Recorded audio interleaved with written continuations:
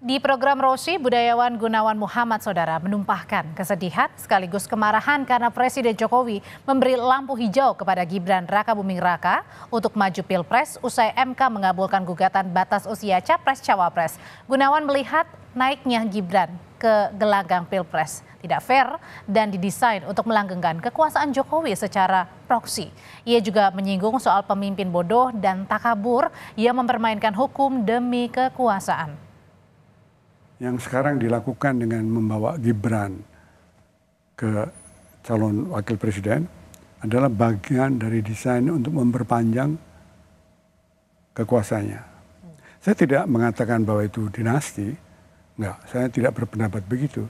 Tapi saya berpendapat bahwa dia akan memperpanjang kekuasaannya dengan by proxy.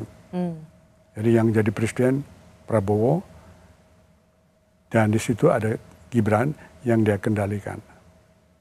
Nah, kemudian problemnya adalah pertanggungan jawab konstitusinya gimana.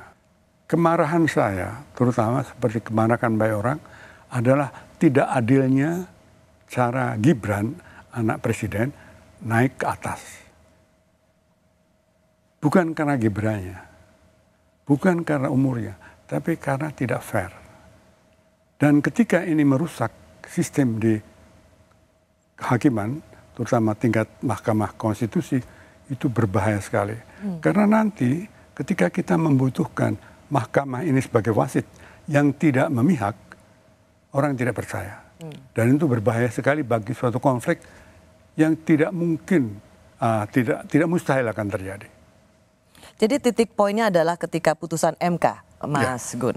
Karena saya tahu Mas Gun juga mencuit di 17 Oktober, yang mengatakan yang kita dapat dari tontonan Mahkamah Konstitusi untuk Gibran adalah kesadaran bahwa kekuasaan buat penguasa bodoh dan takabur. Ya, bahaya loh kalau orang mulai percaya bahwa hukum itu adalah hukum dari yang berkuasa. Meskipun itu ada benarnya, tapi ketika orang tidak lagi melihat hukum yang adil, maka masing-masing membuat hukum. Dan kalau itu terjadi, apa yang kita bayangkan dalam suatu masyarakat?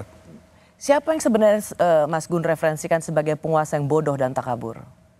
Semua penguasa yang tidak tahu bahwa termasuk hakim konstitusi dan mungkin termasuk Pak Jokowi.